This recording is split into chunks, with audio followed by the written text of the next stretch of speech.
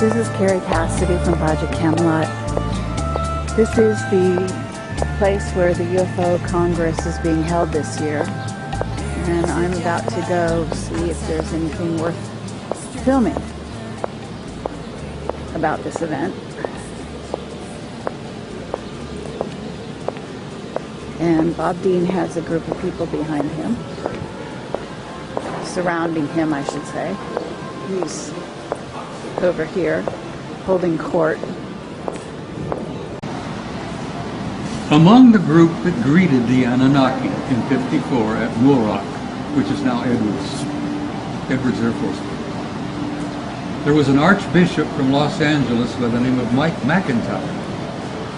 McIntyre had been invited to be present when they landed, to meet them, because I thought, well, somebody ought to be representing the church here, you know. And they brought old McIntyre over from LA to Muroc, and they were there for 2 days. And these guys scared the shit out of everybody with their technology. And they talked openly.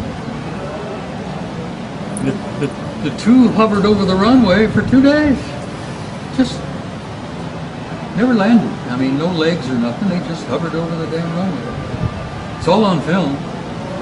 But the other guys come out, landed right in front of the hangar, and got out and went over and, you know, shook hands or whatever. I don't know what the hell they did. McIntyre was present because I had invited him. Well, after it was all over with, after the second day, and you guys get back in their ship and off they go, our intelligence people got a hold of McIntyre and says, now, Archbishop, you got to understand something. You can't talk about anything you've seen. Oh, I understand. Archbishop, this is beyond top secret. You can't say a word about what we have just experienced here. Oh yes, I know. So the old bastard gets on a plane, takes off and flies back toward the east. They brought his plane down in Chicago and said to him again, Archbishop, we have to make you understand. You can't talk about any of this. Oh yes, I understand. So McIntyre gets back on his plane, flies to New York, flies to Rome, and briefs the Pope. Because his first authority, his first responsibility was not to Washington or the President or to the Constitution. It was to His Holiness. And the Pope he briefed was Pius XII. So CIV has existed since 1954. And there have been reports again and again and again that several of the popes have entertained some of them privately in their chambers there at the Vatican, which I find quite easy to accept. Enter stage right in this play. We go out on the stage and we prance and dance and we take our little toy swords and we whack and bang each other and we make love and all this crap, you know. You got all of Shakespeare's plays. And then he says when the act is over, you exit stage left and a new play begins. So what I have nagging suspicion is the 21st of December, we exit stage left. 2012, a new play is beginning. And a few of us, well, many of us, exit stage left every damn day. I damn near died in October, for Christ's sake. But you know, how many people died on the planet this year? Several million? And several million more got born. You want to know what? What the Old Boys Network has told you. Oh, Jesus Christ. That's what I want to know. I spoke at your Awaken Aware conference in September. Yes. I was honored and delighted to be there. I leveled out to the audience what I consider to be probably the most complete presentation that I've made in years. And you took the whole thing and put it on YouTube, so it's out there. But there are a few things that I've been shared with and shown to, informed of, that I haven't shared with you. And like I say, this one guy, he was, just a soldier who was involved in one of the crash retrievals. Was it just like a detail? You got picked? Oh yeah, and I mean, Roswell was the same way. It wasn't like y'all had to have a special clearance. It's like you, we got to go now. I officially never had a clearance, so I had a secret clearance from the time I got into basic. And you were in the military. It requires every 5 years you have to renew that clearance. Yes, sir. I never had to renew it. Interesting. They needed me more than I needed them, until I started to ask in '87, what type of information do you have on me involving UFOs? DIA came back and says, we have a entry on you where you have a security clearance, secret, under AR-50, and that's nuclear short.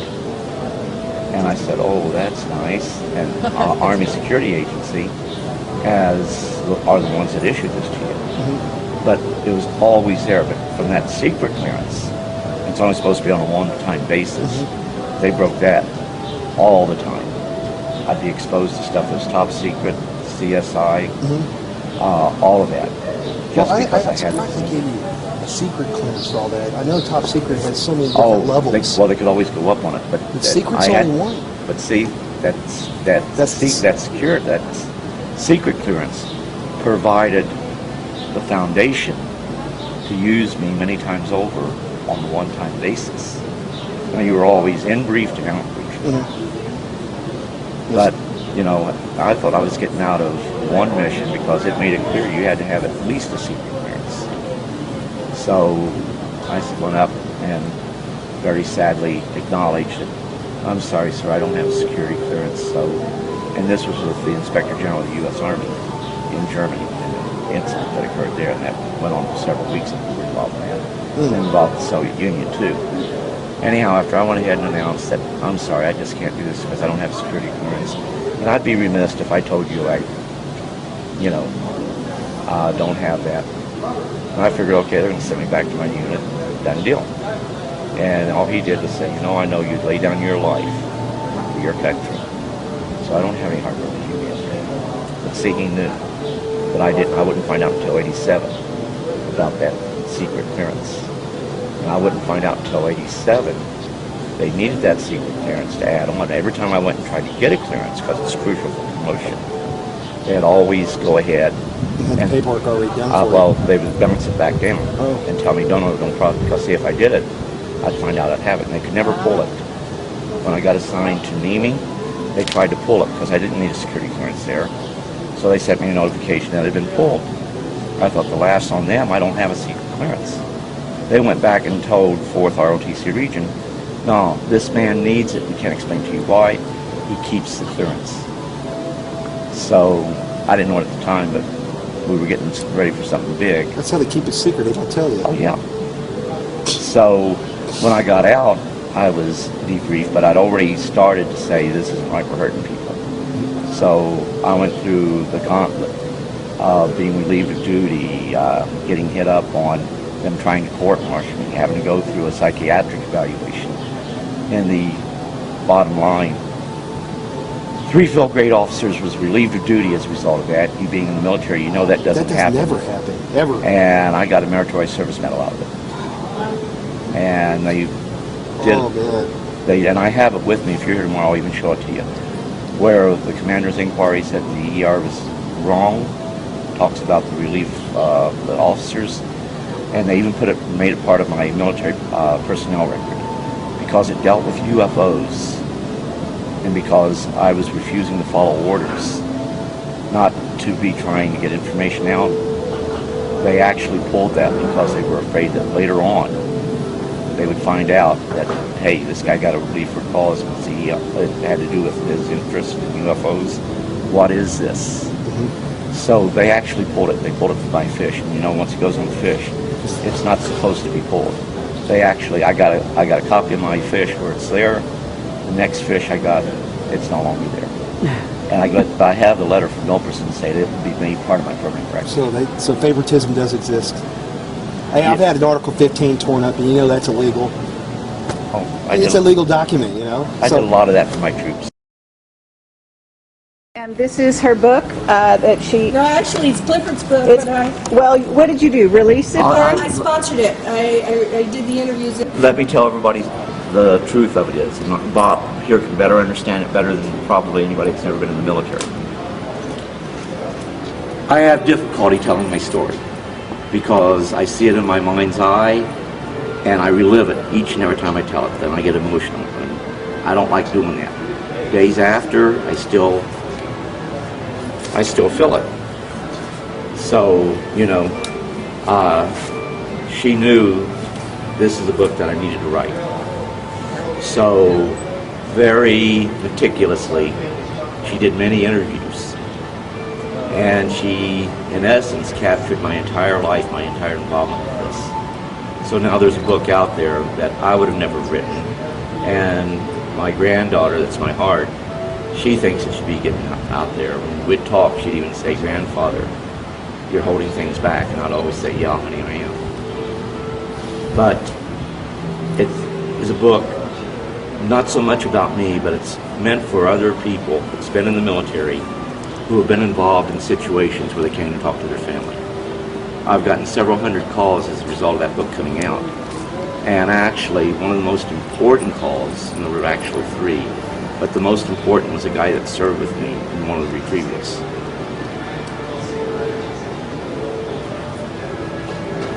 He kept it from his family. He never told them. But they knew that something happened and something was going on. And he would bring up the subject of UFOs from time to time. But he could never bring it up to his family. He bought the book, he read it, then he called his family together. And while he had his family there, he called me. And he said, "In Georgia, I was with you in one of these instances." And I said, "Well, sir, I regret that I can't remember people who was there because you never got to take names, you know." So I told him that there were a lot of people involved, many on one time. He says that was the way it was with him. Then he told me about something I did with a paperclip and a pair of tweezers. And the craft we were in started to rumble, and all of us were afraid, what's going to happen next? And I said, "I don't know." But he was the guy standing next to me, and "What have you done? What's going to happen next?" So the only way he could have known that was to be. So after he told me that, I realized. But he's not the one that wants to go out and talk about UFOs. He doesn't want to be involved with being filmed or anything. He wants, as my granddaughter says, a normal life. And this changes you, and it changed him. But he wasn't realizing he was changed forever by having that one experience. And people who have an event like this, it changes your life forever. But you need to tell your family. But then when you tell your family, it's how do you go ahead, get closure with your family. With this book coming out, he was able to show that it wasn't something. And I sent him a whole slew of documents showing where we've done other recoveries. So he finally got the family to accept what he was talking about as being a reality. Now whether he convinced them they were of extraterrestrial origin or not, I don't know.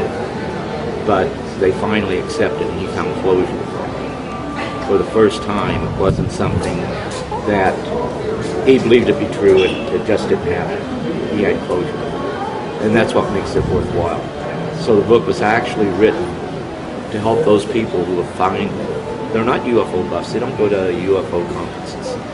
So the end result is, who do you turn to? There's no one out there for them to turn to. By virtue of him seeing that book, he got closure. We turn to each other sometimes. That's it. Well, when you and I talk, we can talk openly because we've been there, we've done that. We understand where we're coming from. When somebody else is there, it's hard for them to understand. But when it's you and I, it's a brotherhood. It is. Very, very isolated brotherhood. Very, very few in And number. there aren't many of us left. So. Nope. Not many of us left. I keep saying goodbye to old friends every damn day. Well, you're going to be here for a long. Oh, shut up. I don't want to hear that. As long as you're around, I'll hang around. Okay? You'll be here for some Tam, time. it's good to see you. Good. Hi, I'm Carrie Cassidy from Project Camelot, and I hope to go down as far down in the rabbit hole as possible at this point. You guys with me? You have to be careful, my dear. You go down the rabbit hole, you might not come out. I understand that. Okay. But being careful is something I kind of threw out. Yeah, I know. a long time I ago. know. All right? And, Well, let's- and from an old warhorse to another old warhorse, you should know what I'm talking about. I know exactly what you're talking about. Okay. So we're very happy that Bob Dean has survived his ordeal in, what was it, October? October the 1st. Okay. Yeah, after your conference in September in Orange County. 10 days after that, I'm in intensive care, in a coma, in a hospital here in Phoenix, with viral meningitis, of all things. My doctors called my son and my wife and said, look, we don't think he's going to make it. Because of his age, 82, meningitis is pretty well fatal. And they gave the word that they didn't expect me to go home. And my son and my wife sold my old car while I was in the hospital. Haven't forgiven them for that. And I died, sweetheart. I literally died. I was out of body. Okay, and I believe you came back for a reason. I went home. I really went home. I've been out of my body several times over the years in the military, in combat. But I went home, and I was glad to be home. And I ran into a couple of dudes on the other side who says, no, you're not staying here. You got to go back. And I says, no, I don't want to go back. I'm finished with that mess down there. I want to stay here. And they said, no, you haven't finished. You got a few things yet to do. So get your buns back there. Next thing I know, I wake up in a hollow, in a bed, in a hospital, and they're giving me injections, and they're taking blood, and they're giving me meds, and good Lord, here I am, sweetheart. I'm still here. I'm as ornery as ever. That's right, you are. And I came back for some Great. purpose, and I'm not sure what it is, but I'm here. Okay, and we're going to try to discover that purpose right here and right now. Clifford, you're part of it. You're a contactee, and we did an interview with you years ago, and I've had a lovely conversation that I recorded yesterday between you and Bob. Very brief, but lovely nonetheless. And you are an intuitive, and I can relate to that. And we had a lovely conversation many years ago in Roswell. I remember, ma'am. And it's a delight to have you here. I know you don't come out much Yes, ma'am. anymore, but you're here. And you are as eloquent as ever, I can say. Thank you. And the two of you are, talk about two guys who have very smooth tongues, smooth talkers, both of you. I didn't realize that. Are you a smooth talker? Not that I know of. My wife yells at me a whole lot. I'm not smooth. You are. We're old friends. We go back many, many years. Okay.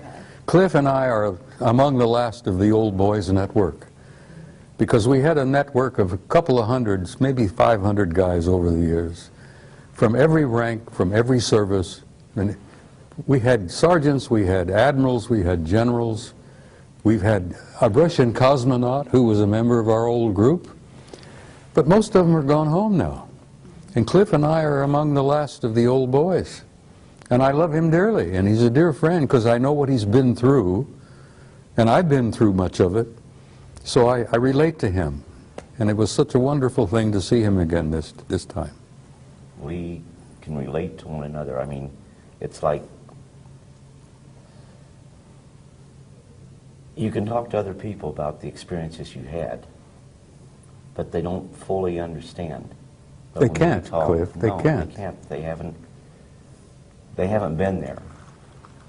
So it's about, like, you know, we can communicate and understand fully what is going on by virtue of being there and being a part of it. But when you try to talk to other people, a lot of times it's very difficult. Bob has always been, I apologize, Sergeant Major. Robert Command Dean. Sergeant Major. Command Sergeant Major Robert Dean has always been a close personal friend ever since we met. And we united, we felt that kindredship, and there's a brotherhood there that most people don't understand. In the military, you form brotherhoods, But in this particular field, when you've been a part of it, you've been exposed of it, it's even a tighter brotherhood. I hear you. So what I want to ask you first of all, both of you, what is it that you haven't told the people? Okay? What I want is, both of you are getting older. Both of you are one of the, you know, the most, I don't know, the most courageous, the most out there individuals in terms of greeting the public, sharing your story with the public. Both of you have been exceedingly brave in that regard. You've taken a lot of flack over the years for that, and everyone listening to this should respect them for that. But what I'd like to know is, what haven't you told people that you could tell them today? Because, for example, and these are the hard questions, okay? They're not all friendly, all right? What were your dealings with the unfriendly type, and why? You first, Clifford. Well, with me, I never had to deal with any of the unfriendlies. I was just warned that not all contact would be friendly. So, you know, you always prepared for that. But every time you went into an event, it was always that,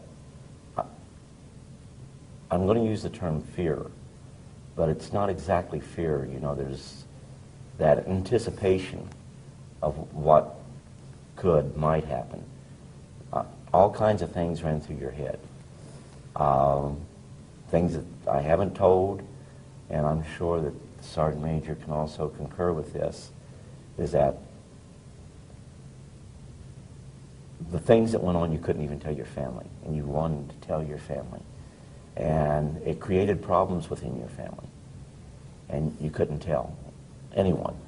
And like I think I told you earlier, when my new book came out, my son, my oldest son, was the first one of the kids to ever do this. That he put it on my Facebook that I'm proud of you, Dad, for trying to bring forth the truth.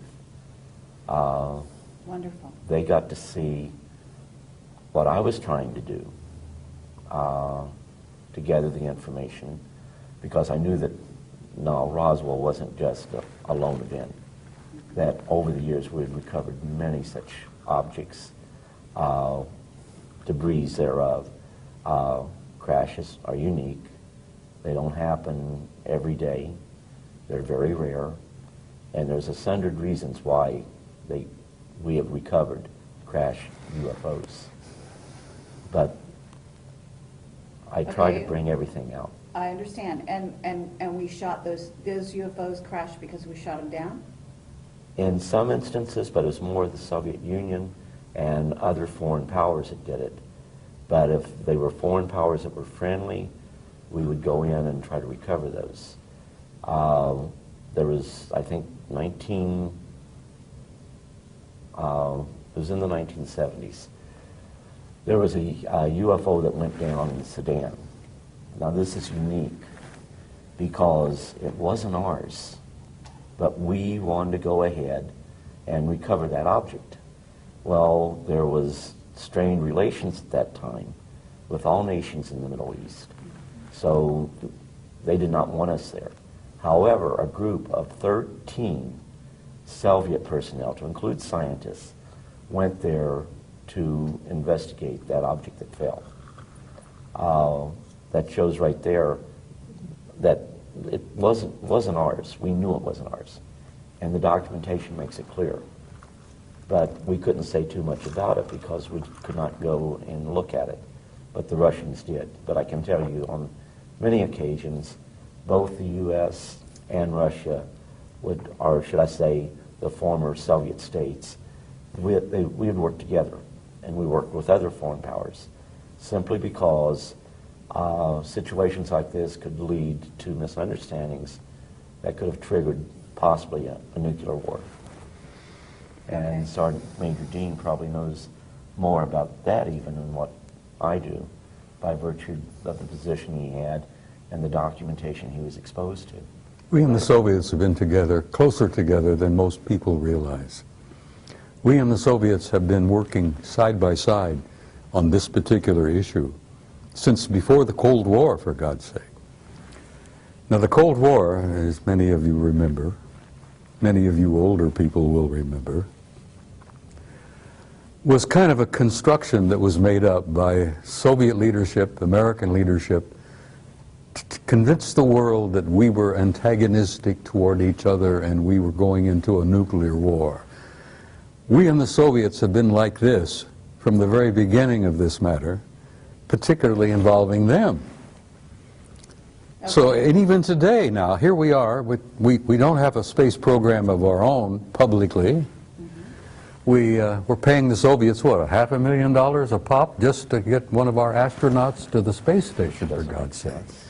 So we and the Russians have been pretty close together for the last 50 years on this alien matter. And why is that? You know? Because we recognized from the very beginning that it was us versus them. And we didn't realize back in the beginning that they were made up of not only malevolent guys out there, and there are some of them out there that don't like us at all. They're not purposely malevolent, they're not hostile, but they don't like the human race, and they don't give a damn whether we survive or not. Thank God we have good friends out there that do care about us, that are related to us, who want to see us survive as a species. What is the threat? In other words, first of all, you know they've done abductions. We know that they allowed them to do abductions, and yes, some of the abductions are positive contactee experiences, etc., etc. And some of them are painful. And depends who it is, but they also had an agenda, and one of those agendas is to create a hybrid race. They're harvesting us. Humans are already hybrids. We made an agreement with them, 1954. We would allow them to continue to harvest our genetics. And we traded that for technology. We also traded a lot of our gold for that technology. I was telling someone the other day that I'm remote viewing Fort Knox and it's half empty because we've given the Anunnaki enough damn gold that they've given us anti-gravity, they've given us zero-point energy. And we have a separate space program which makes NASA look like a joke. Exactly. So Clifford, you're aware of this. You must be aware of the abductions, the negative side of the abductions as well, right? Well, like, goes back to where not all contact would be friendly. And what I would do is point out that it's not necessarily a culture, but it is like a rogue group within that culture. Good example, I've been using this all day, is like, you know, you have the cartel. Well, they're people just like us, they're humans, but yet they're a sliver group. They are, have their own agenda. And that same thing happens within the various cultures. And I agree with Sergeant Major here. My biggest fear is if these rogue groups are going ahead and coming to agreements with not only our nation, but other nations, then that's a very dangerous situation because they're the wrong ones to be working with. Okay, and this is going on, isn't it? Unfortunately, I believe to a degree, yes, it is, because the ones that really are not evil, the heads of the various cultures out there, to give us technology, they know that we are not spiritually heightened to the degree where we use it for the right reasons.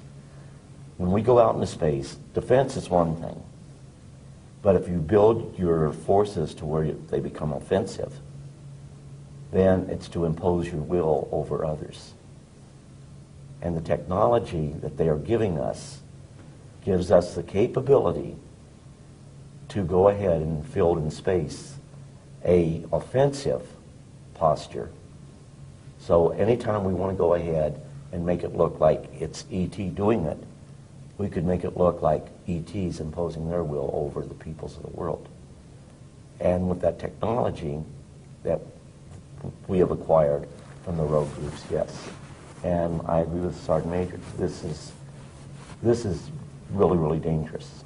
Okay, and at this moment, though, there are certain governments, with some of these governments, some of the governments that are actually growing into superpowers at this time, China, for example.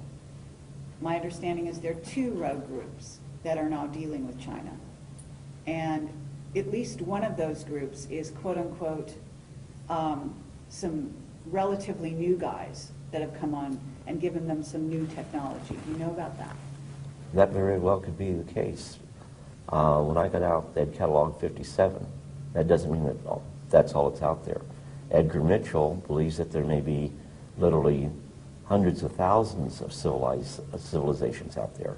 Okay. And what we have right now is the fact that on this planet, which Sergeant Major made a very good point, that there are some that are hostile and look really down on us when I state that. We have rogue nations. And some of those rogue nations are very much a threat to the tranquility of the world. And if they achieve the technology we don't want them to achieve, then they could very well be the very forces, unknowingly, to start the total annihilation of the earth. There are governments out there that are also being contacted. Just as individuals are being contacted, governments are being contacted, are they not? Yes. Okay, and so this kind of dynamic is, we don't just have a political situation that could become unstable with, say, Iran or North Korea or China or Pakistan, but the idea here being that they may be making agreements with some off-world visitors that the ones we made agreements with, the U.S. that is, don't get along with. And there's also issues within the U.S. itself, within the U.S. military. The Army has got one group that they're talking to. The Air Force is talking to another group, and the Navy is talking to another group. Isn't that right? Yeah, but you only have a small nucleus of people who control all of the information. And it may not be military personnel that is doing this. And it may not be your elected officials. Sure. And that's a scary situation. Okay, and that's also true. We've got a military right now in the U.S. that's very discontent. And Bob, you can speak to this as well. You've got a son who's been working for these people. He must hear all kinds of things. And they're being told to do certain things that they know is not in the best interest necessarily of the United States, for example. Is that right? Let me tell you something. It's not easy to say that there are the good guys and there are the bad guys, and we're in the middle. That's true to a certain extent, and it's been true for the last 10,000 years, but it isn't particularly true today, because a third party has entered the game. An advanced culture, God knows who they are and what they are, but they're higher in the what they call it, the hierarchy. These guys at the top of the hierarchy are primarily spiritual in nature, and they have intervened. And they have said, listen, we've had enough of this bullshit where you've warred among yourselves, you've had these clan disagreements and blah, blah, blah, blah. This family and that culture and that group, that's going to cease. Because the human race has been in the damn middle for so long now that they've reached a critical point in their evolution and their development. And we're going to have to see that the human race survives and makes this awkward, painful transition into a new race, into a new species. And this higher element, this higher spiritual element in the hierarchy has intervened, and they have literally said, Carrie, knock off the bullshit. We're not going to have any more of this. There's not going to be any more planetary wars. We've had enough of that. We've lost too many millions of people over the years. We're going to control this carefully. We're going to give them an encouragement. We're going to give them an opportunity, and we're going to assist them to make this awkward transition into a new race. Now, the only reason I'm hopeful now, and I used to go through this, I was very depressed and very cynical, because I'd seen so damn much of the knockdown, drag-out brawls, not only among our own people, but among some of these guys. And then I found out that there is this third party now that's involved, that couldn't care less about the clan disputes and the family disagreements and all that. All they care is to see that the human species makes this awkward transition into a new race and can reach out and take our rightful place in space and go to the stars where we belong, for God's sake. But that's their intention. That's what you've been told they want to do because you were taken off-world by them. Yes, I was, and they've given me encouragement. Okay. And they've showed me the future, Carrie, and the future is glorious. We are going to make it, and we're going to look back at this awkward period, this blackness that we've been through for the last century or two, and we're going to look back like students of history and say, my God, look what they went through. Look what they did to each other. We're going to look back from the future into this particular time and place, and we're going to say, how in the world did they pull that off? Here they are killing hundreds of millions of people in these wars, butchering each other. This has got to cease. We can't let that race off the planet until they evolve and grow and mature where they can be safe. Okay, but Bob, that rationale, when you've got these races, off-planet races, who have been warring with each other for eons. So maybe there's a new guy on the block. Let me tell you something. Maybe that new guy is orchestrating things here. But actually, I'm going to sit over here and I'm going to be suspicious of even Well, that new it's guy. all right to be suspicious, and I know where you're coming from. Childhood's End? I was talking to Joe Farrell not too long ago at another conference, and Joe Farrell has written The Cosmic War. And The Cosmic War is a true story of a war between interplanetary intelligences. And they literally damn near destroyed each other. They destroyed a planet beyond Mars, for God's sake, in our own solar system. But that crap has got to cease, and I have had the opportunity to meet guys from the higher level who said, we're not going to allow that to happen anymore. We're going to give you a chance to make it. And the only reason I'm hopeful, and I told you this privately earlier, is that I have seen the future, and there is a future for the human race, and it's beautiful. Okay, and I appreciate that, okay, and I would agree with you. And I think a lot of people listening to this, who will listen, will agree with you. That's why we're all here. That's what we're working for. But the work is still to be done. And what I want to do is keep eyes on the ground right now. And I want to talk about the idea of what's right before people, because this is 2012. We're going into 2013, and some of these years are very crucial years. Okay, as you say, these are going to kind of be the years in which the transition happens. So It's happening right now. Exactly.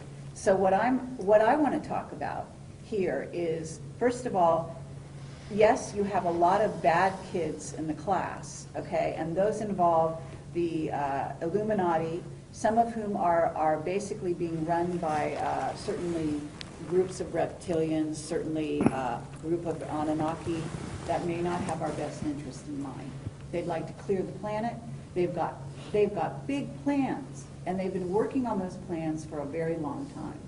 And both of you must have been face to face with that agenda. Their agendas exist because they exist, and they've had some of their own personal agendas for eons of time.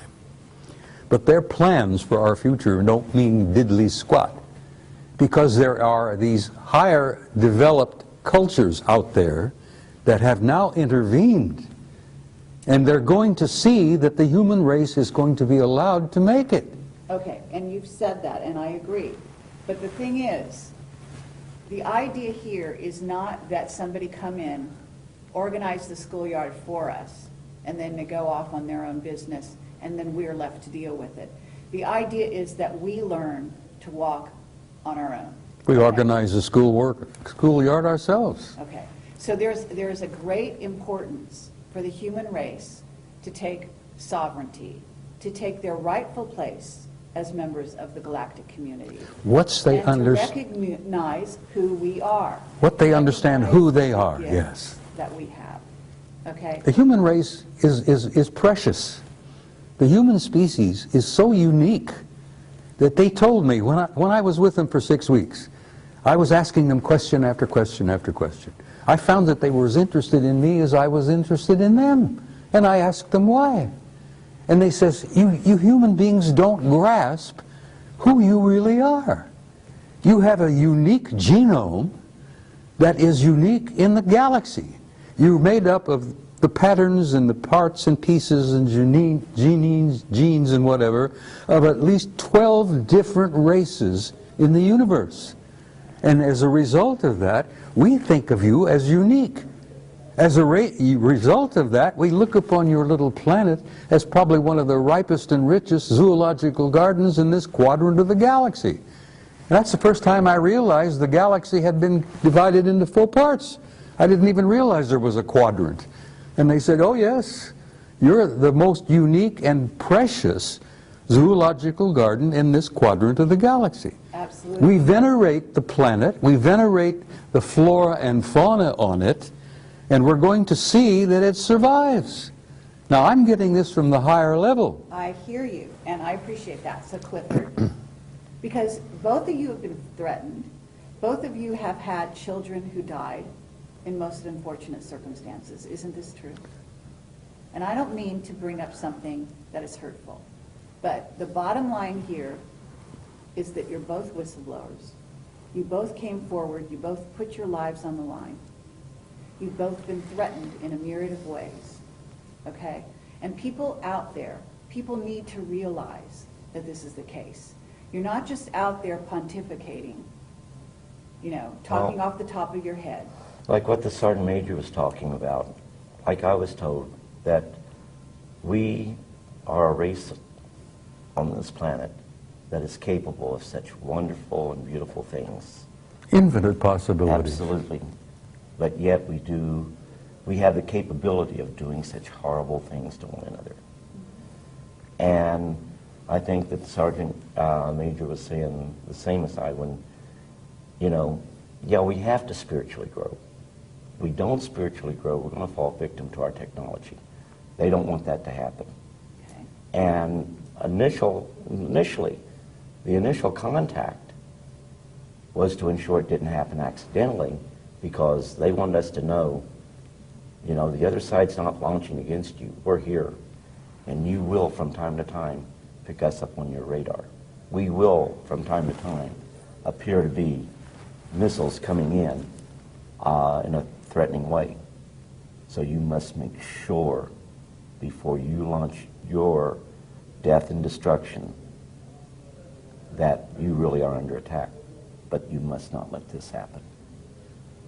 And as we grew, actually, to an understanding, MAD was something that they held over our heads, and MAD was mutual assured destruction. You go ahead and put a surprise attack on the U.S., we'll live long enough to kill you. You destroy us, we'll destroy you. Yeah. Absolutely, but we're still dealing with that. In fact, we're dealing with something with Iran right now and Israel, in which we're coming to another one of those situations. And I have a whistleblower right now that I interviewed last night who said that there was a Bay of Pigs situation going on with regard to Iran and Venezuela, with missiles that were supposedly, you know, put into Venezuela by the Iranians, et cetera, et cetera. And they actually said that there were some ETs from off-world that intervened. Now, my understanding is, and people don't realize this, but I also have a whistleblower who used to set up a camera on his deck in LA, and he had it on all the time at night, and he would film the fight, the war going on between us and them. And this was not the Russians, the Chinese, it was off-worlders. I know, Ed, honey. And the guy was killed. I know, Ed. And those weren't wars. Those were operations, those were exercises, but they weren't wars. Well, If there were wars out there, if there were cosmic wars going on around our planet, this planet would be in pretty damn dreadful but shape. it is in dreadful. Well, it's not as dreadful as it could be. Oh, no, that's not true. And, Well- and what do you think the chemtrails are doing? They're covering up, among other things, besides changing the atmosphere to make it better for a hybrid race that the Greys have now created and are going to inhabit this planet on some level. They will never inhabit the planet. The hybrid race will. No, they won't. This planet is going to be preserved, They're Carrie. human. They're half human. Yes, but we are human. This is our planet. And in short, what we do with it, it's up to us. We're the flora on this planet. That's it. We're the fauna on this planet. I it. agree. We're the caretakers. And Sorry, we're should there be a hostile force that was to invade us, we would put up a valiant defense. We couldn't win without outside help. But that outside help would come and help neutralize the threat, then leave as immediately as that outside threat, or that threat was neutralized. I know this to be the case. Yes, in early years, we would go ahead. We would go up and attempt to shoot UFOs down. July 26, 1952, an actual order was given to shoot down UFOs. They revoked it damn quickly, didn't they? By 5:30 that day. You damn right they did. The Soviet Union to this day still directs UFOs, or directs that their pilots will fire upon the UFOs. It's a big, big mistake. Absolutely. And they've lost planes as a result of that.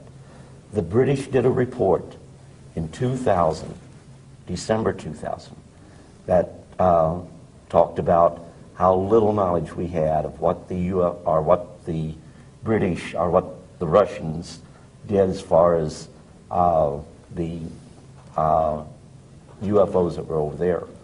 In December of 2000, the British released a report, and of course people say, well, the British went ahead and said there was nothing to UFOs. The report doesn't state that.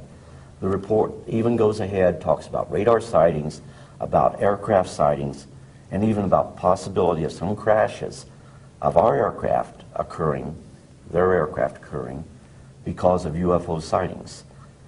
They know, and they put this right in the report, that the Soviets make attempts to shoot down UFOs and have lost aircraft in the process. And I have a copy of that entire report. Okay, but if we're working, you know that our government has got alliances with some of these groups. Some of them that are not positive. In other words, what's transpiring on the planet right now is not positive, in part because we have a rogue group running the U.S., which is not our government as we knew it at one time. And that's the greed of man. Okay? But it's also that they're working with a group of ETs. Yes. And therefore, it's not just human against human. Well, it's not human against ET. It's human and ET against ET. you think the good guys aren't watching over us? I'll tell you this right now. You have people on this planet that aren't what they seem to be. That's right. We call them watchers. And the whole situation is, they're not going to come in and impose their will on us. It's imperative that what truly happens is the will of the people of this planet. But you may have to make sacrifices. But if the powers that be right now choose to listen to the evil side, they'll let that go for a little while. But once it becomes a threat to humanity as a whole, then like what Sergeant Major said, some outside force will step in. Let me tell you something, if I may interject something, Cliff. The good guys out there, whoever the hell you think they are, and whatever, it doesn't matter, they orchestrated the end of the Cold War. They came over our missile silos here in the United States. They hovered over our missile silos, where we had these intercontinental ballistic missiles that had 12 independently targeted warheads, each one with a 1 megaton warhead, and we were targeting the Soviet Union. And the Soviet Union had the same damn thing targeting us. Well, when Reagan was in office and Gorbachev was in office, these good guys came down and hovered over our missile silos, and they not only knocked off the computers, they melted the warheads in our missiles.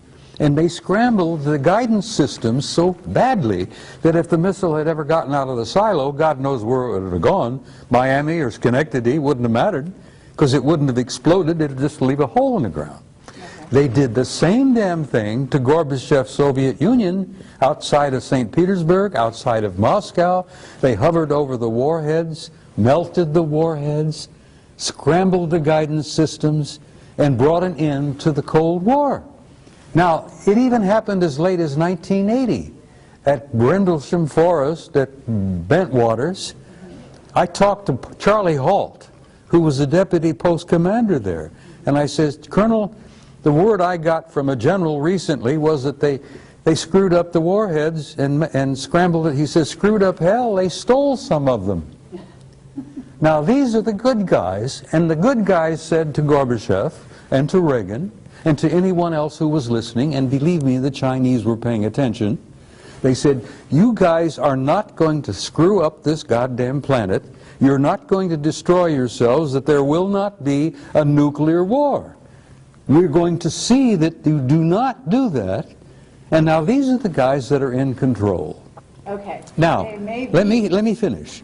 There are alien groups that are pissing and moaning and among themselves and among us and moving things around and causing trouble here and there.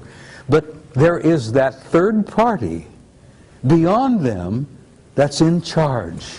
Okay. If they're in charge, they're doing a hell of a bad No, job. well, you tell them about it. I will. And if you want to run into them and meet one of them face to face, as I I'm have, sure I have. you be prepared to give him some guidance on what you think would be the answer. Well, that's what we're doing here, okay? These people from off-planet, we're their progeny. We are their family. That's right.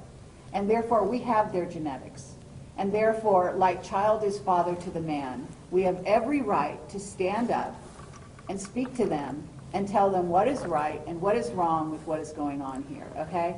And that means a lot of the different races. We are related to a lot of races out there, and you know it. I can see this adolescent child standing up and say, look, Pop, I'm going to tell you what I think needs to be done. And father looks down at the brat and says, well, good, tell me what you think. But in the meantime, I'm going to keep your ass out of trouble. I'm going to see that you don't go to jail, and I'm going to not let you blow yourselves up in the meantime. Okay, but we have, let's serious here. We are on the verge of civil war in the United States, and you know it. Both of you, okay? Our No, there's military no- is extremely discontented. Our government is, well, the secret government is working very hard to funnel most of the money into their black projects. We've got, in essence, a rogue civilization that's going off planet using technology that is wild beyond our wildest dreams. And we are here in what, 2012, and we don't even have cars that fly. We are using old technology. They're demonstrating through NASA. They're taking astronauts off the planet in an unconscionable way, in tin cans that blow up and kill them. I mean, we have a situation here that is actually not in a great state of affairs. And we are on the verge of these games they're playing with chemtrails. They're ruining humans' health across the globe, especially in the United States. We've got underground bases. We've got dulce experimentation on humans that is going through the roof. We've got biological weapons labs across the nation. We've contaminated the planet with radiation from Fukushima, now in north of Chicago, and here in San Onofre, we've got another plant, some of which is being triggered by the powers that be. So they are playing games, and they're not just fun and games. They are very serious games. They are messing with us in a They serious can go ahead and play those games, but the situation is we, an unknowing, unsuspecting public, let it happen. In short, I'm a retired service member. I love this country dearly. If anybody threatened this country, I would lay down my life for our way of life. Out of all the countries in the world, this country right here has the greatest form of government. But what makes it great is the people. And we can talk about the evils of the government and the evils of the industrial complex. But ultimately, we, the people, have the most powerful weapon in the world. This is what it is. And when it comes time to vote, you vote. When you think that there are things that are wrong, you correspond with members of your government. Now, they may not, in the case of UFOs, you better believe I do a lot of writing to a lot of senators, and a lot of governmental agencies. And I'm quite sure they hate that. But as I told a major once, when he asked me, what difference does it make to you if the Pentagon has 50 flying saucers? I went ahead and I said, sir, you have the luxury of not knowing the truth.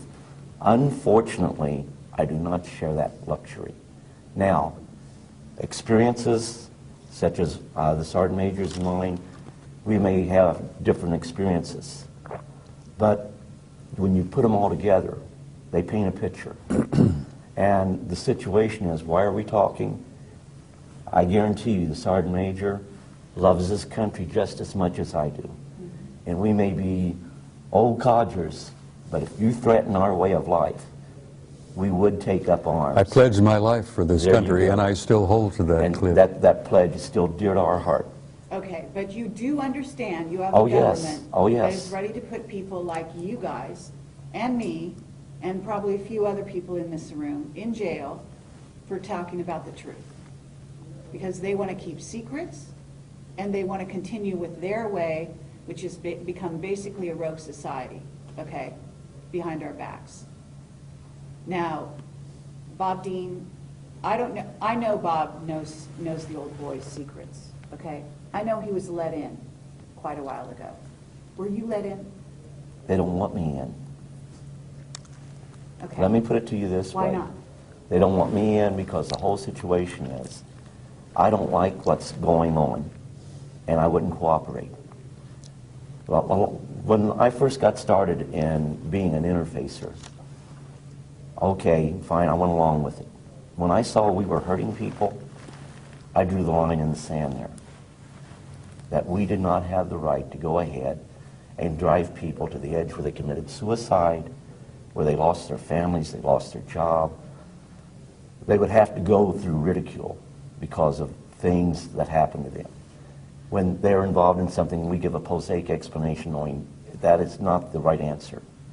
And I said, no, this isn't right. I have a moral obligation to go ahead, throw myself on my own sword, no matter what people thought of me, no matter if they thought I was crazy, thought I was lying, didn't make any difference. What was important was to go ahead, come out and say, here's what really is going on. Now, why is that important? Because it goes ahead, hopefully, and I had one experience with that since my new book got out, and gives people the courage to say, this is what happened, at least to their families. And they owe that to their families. At some point, they will go ahead and start thinking, we need to come out and talk too. That's right. And, you know, it's got to start somewhere. Okay. So they didn't let you in their old boys network, and yet you were an intuitive. You must have had intuitive knowledge. You were used to contact, to deal with any survivors, isn't that right, in Correct. the craft? And so you have a unique ability. So with that same ability, you have the ability to see beyond the facade with the old boys. So although you weren't let in the way he was let in, you still know what he knows. Isn't that right? I'd agree. Okay. Bob, they let you in. Why I've did been they on the let you in? inside for many, many years, honey. And I've been a maverick. Yes, I started off thank God. quietly, keeping my mouth shut. I got along just fine. Then I became pissed off. I got angry. Has nothing to do with courage. It's anger. I got angry as hell, and I'm a command sergeant major retired, and you don't piss me off and push me too far, because then I start pushing back. So I ended up becoming a threat. Then I became a nuisance. And I've learned since that I am now an asset.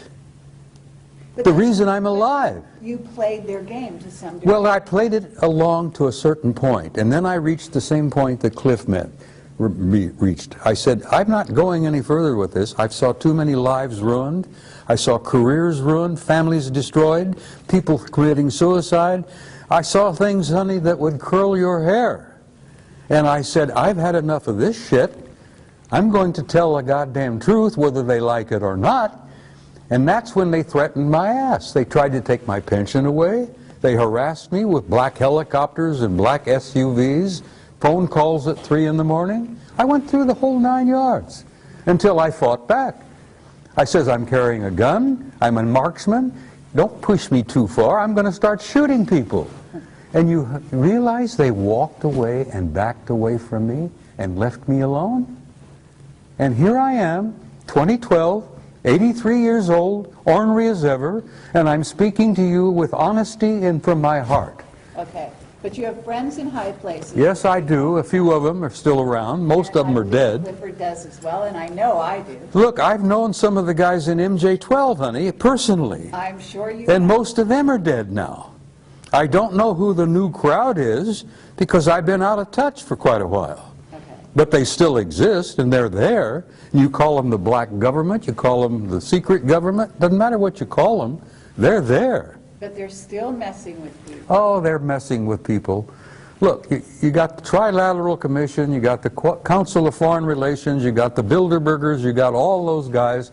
You call them the Illuminati. That doesn't matter, doesn't mean shit, you know. You call them anything you want, but they exist. But there are powers beyond them. Great. And they don't like that. I understand. And they don't yet have come to terms with the fact that they can push the human race, the American people, whoever, just so far, and that third party is going to intervene in a big way. Okay, but what we do is equally as important as that. Of course it is. Okay? What the people out there listening to this, and the reason we're having this conversation is to reach those people, okay? To get those people to get involved, to get them to realize that there is a war afoot. I want people to wake up, Carrie. I don't speak publicly anymore. I don't travel well anymore. I'm getting old and I'm getting tired. And my patience has been stretched to its limits. And I don't have a lot of patience anymore. And like my dear friend Robert there, I get to a point where, God damn it, I'm going to stand up and raise holy hell. I'm going to be a command sergeant major again. I'm going to take names and chew ass. Okay. And I'm going to do that till the day I die. I hope so. And I damn near died in October. But I have good friends in high places, no pun intended, who brought me back and told me that I had to come back because I wasn't finished yet. And part of what I had to do when I came back is sit with you in an interview and tell you from my heart what I've seen, what I've learned, and what I leave with the people on your film is I want to leave them with hope. I understand. With all the darkness and all the blackness and all that bullshit that exists out there, there is hope.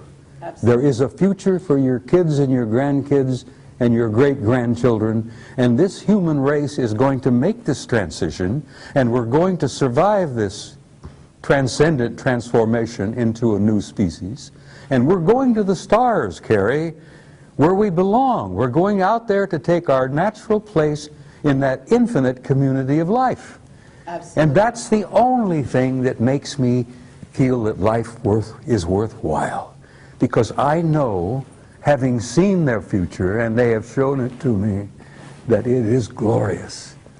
And I wouldn't be sitting here talking to you unless I believed that in the depth of my heart. And I want to leave that with your viewers. You've done so. That there is a future, and it's glorious, and there is going to be a tomorrow. And dispense with this bullshit about doomsday, because every time some poor human being on this planet dies, it's doomsday for him. But that's not the end of life. That is true, but we need to handle a situation that's going on the planet right now that requires human beings to not just We have to wake up, participate in it. We have to but they participate have in to- our They salvation. have to participate through consciousness. Yes. Okay? And they have the ability, because we are, again, their progeny. We have those powers. We can fly. We can do anything we want to do. We can create reality. We can destroy reality. Honey, the human spirit is infinite. We have power we haven't even dreamed of yet. That's right. And once we realize who we are and what we are, and we start expressing that power, there's no end. We can change anything. Okay, so what we want people to do is, we want to educate them, we want to wake them up, and we want to give them the tools by which to change their reality. And that's what you're doing with these films. That's exactly right. Now, Clifford.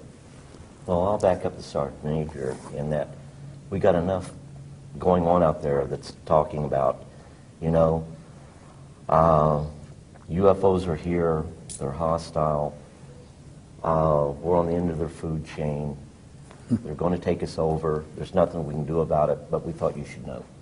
If that was my message, I'd say nothing. But like the Sergeant Major, I want my message to be a message of hope and for us to look and build towards a brighter future. And by us spiritually growing, we head in that direction. But it's going to take time. We're not going to go away. We're going to be here. We are going to achieve interstellar travel where we visit other star systems. But in order to do that, we must first grow spiritually. Right now, the situation is we're a world in quarantine. And do we have the technology to be out? Oh, we sure do. I can show you the NASA plans for setting up permanent bases on the moon, on Mars. The technology is there right now. 2007, they planned to go back to Mars. Did they? Or did they not? Something going on we don't know about? Yeah, probably there is. But we are still a world in quarantine.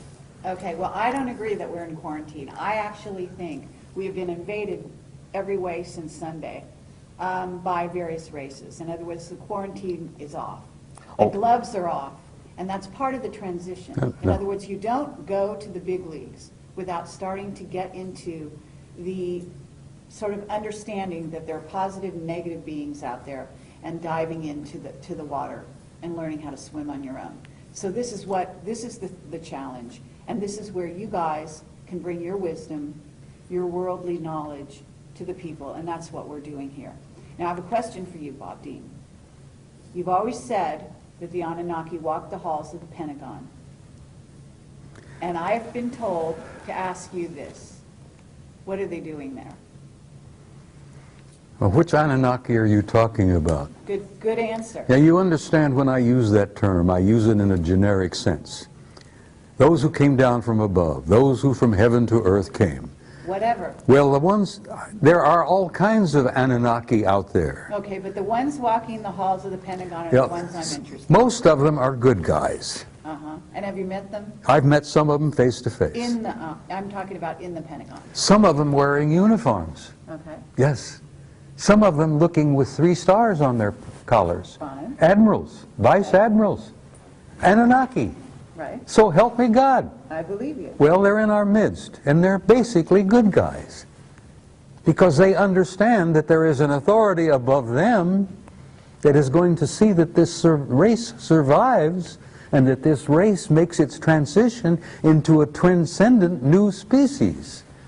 Okay, then what's going on right now with our financial situation? Oh, that's bullshit, honey. Pardon me, but it's bullshit. They've been playing these games with money for the last 1,000 years. My old organization, the Templars, established the banking system, for Christ's sake, in the 11th century. Okay, but there's also an issue with gold, and there is something going down in America that is weakening. Let me tell you something about gold. Fort Knox is half empty. It's 3 of the big underground repositories are empty. Okay, but there's tons of gold in the Philippines, supposedly. Oh, there's gold everywhere, but we've been trading gold to the Anunnaki. And you know that the gold isn't really about money. No, it's not about money, it's about power. But it's also about consciousness. Well, gold We're can talking turn... about gold or miss. Gold is not merely a pretty metal, which makes lovely jewelry. It's nice to hold, and it's nice to play with, and all that. The value of gold is it can be turned into ormus. And the ormus, this white powdered monatomic gold, is worth more than its weight in gold, because the Anunnaki ingest it. It generates their genome into immortality, for crying out loud. Yes. And that's why we've given them half the crap in Fort Knox in trade for their technology. Exactly. And if the average American realized that Fort Knox, if they ever conducted an inventory and an audit and realized that they only have half of what they think they've got, that we've traded the rest of it off to the Anunnaki for technology. That's the value of gold, Carrie, and I hope that's on film. And people will listen and say, holy conniption, you mean we don't have as much as we thought we had? Well, you've never had as much as you thought you had. You've been a little player in this game, and you've been manipulated for so damn long that you don't even realize that you're not even a part of the game. You're a player. You're just a part. Okay, but we want to change that in this interview. Okay? I know you do. We want the people listening to realize that they can take things at hand, and they can become aware, and awareness alone can change your reality. If they can inform themselves, Carrie, of who they are and what they are, they're free. They are free. They don't have to worry about this garbage anymore. Right. And they will not be allowed to be manipulated anymore by these other assholes out there. Pardon my French, I'm sorry. I'm an old command sergeant major, and I sometimes lose it and use old infantry terminology.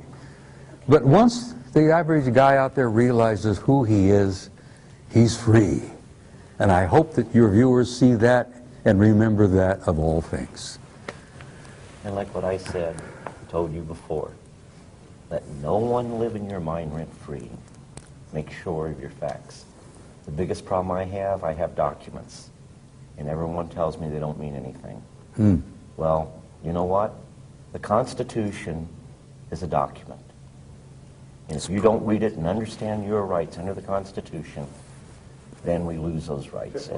There is no right more sacred than that right that is lost.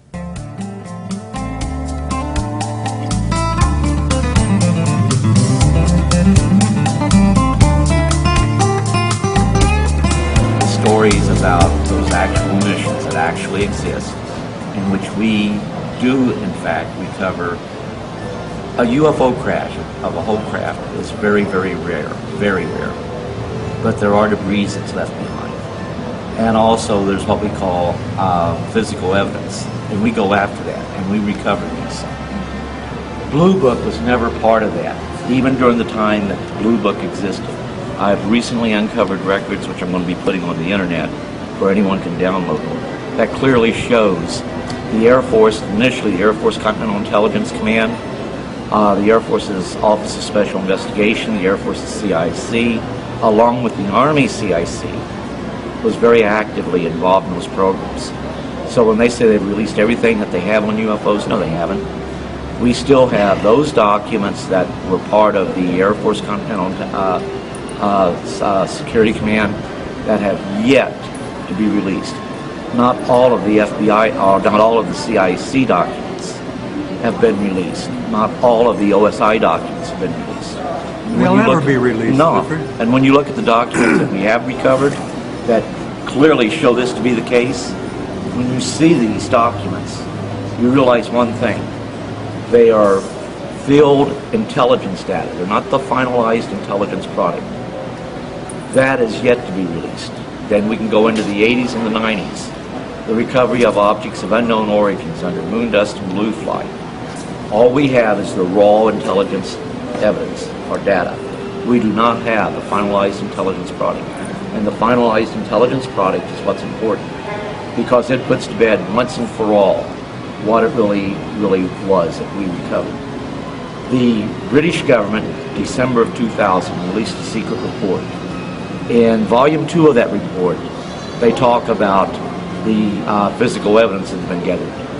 They didn't lie, they just didn't know.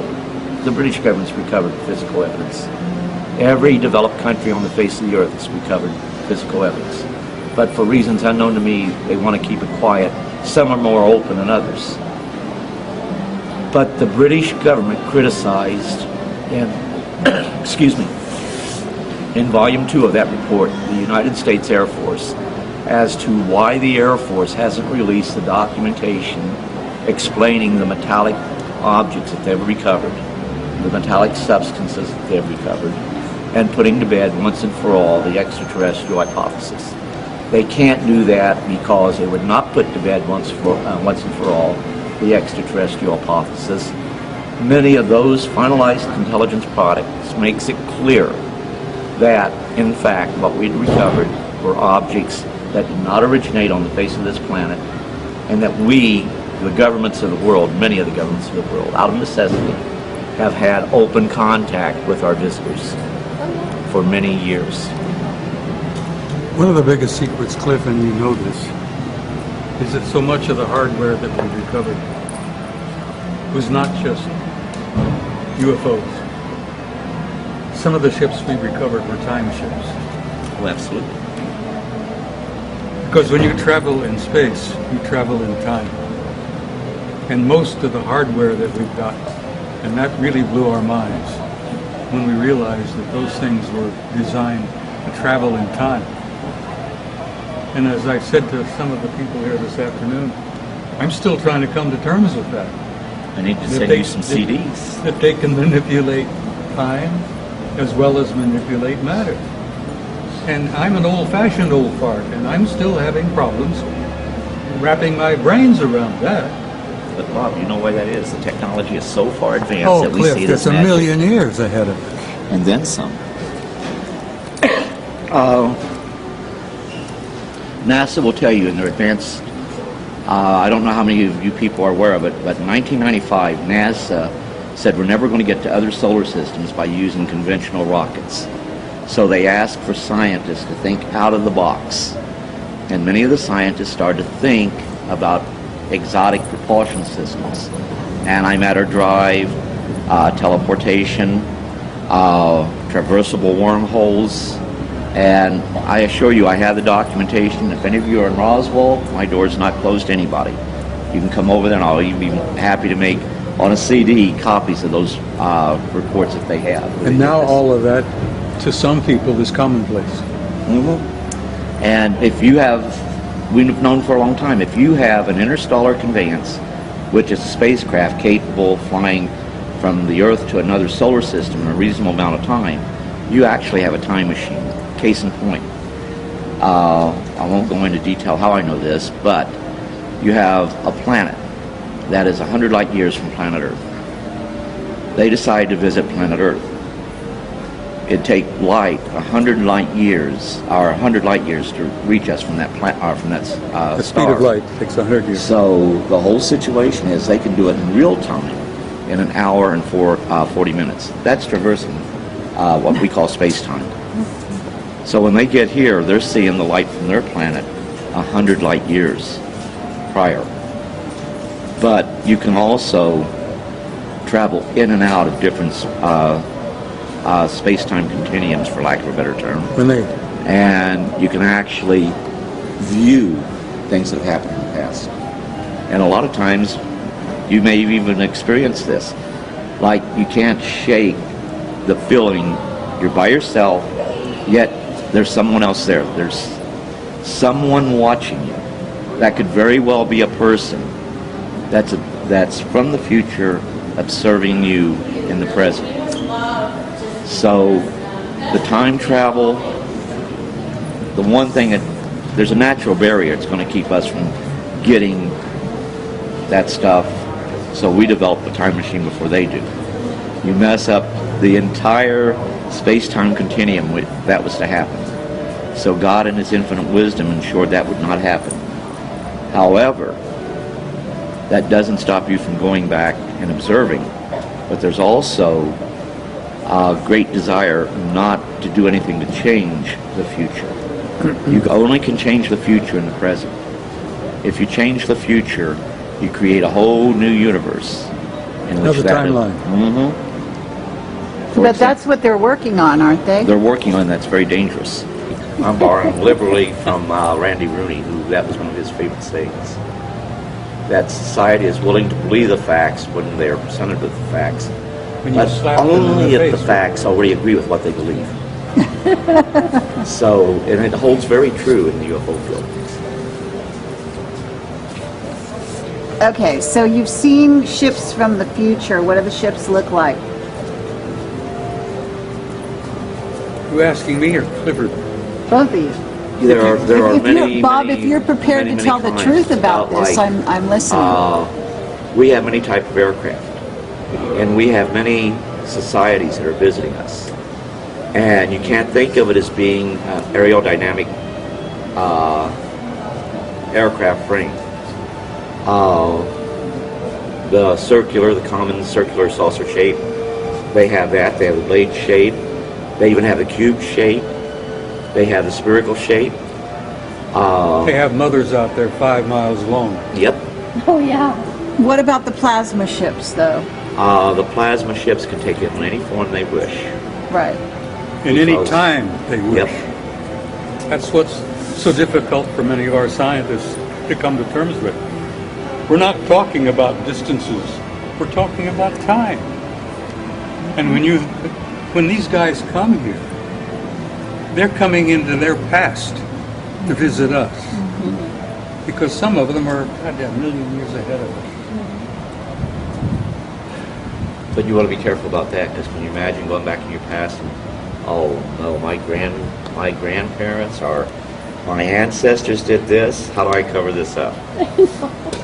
Yeah, I come from a family of racists. And that's not easy for me to come to terms with. My old man, my father was a racist. Well, I had to pay $500 to have the Catholic Church look up my lineage. I had to pay them $1,500 to keep quiet about it. Kidding. Well, You checked to the Vatican, did you? Absolutely. Oh, Jesus. I guess they'll figure it balanced about next week. You'd have 2 teams that show up. You'd have A team and B team. First ones there, if there were any injured entities, you had to give them first aid. Our first aid could actually kill them. So it was imperative that we knew which species we were dealing with and what was the appropriate first aid. So that became crucial. Now, I wasn't even supposed to see that book. But a lot of the people that made up the team that would show up all the time, the medical staff, the key people, I refused to go to school. And later on I found out that would have been, actually in the Army, we called it gondola wish. That was the Army Security Agency remote viewing program. But at the same time, the intent of doing remote viewing, they hoped to go ahead and get a remote viewer down to at least core level where they could be utilized in the field maybe further. Based on the experiences that I've had, I believe that I was meant to be in core level. Because while I was in Germany, I was at V Corps level. You're familiar with that.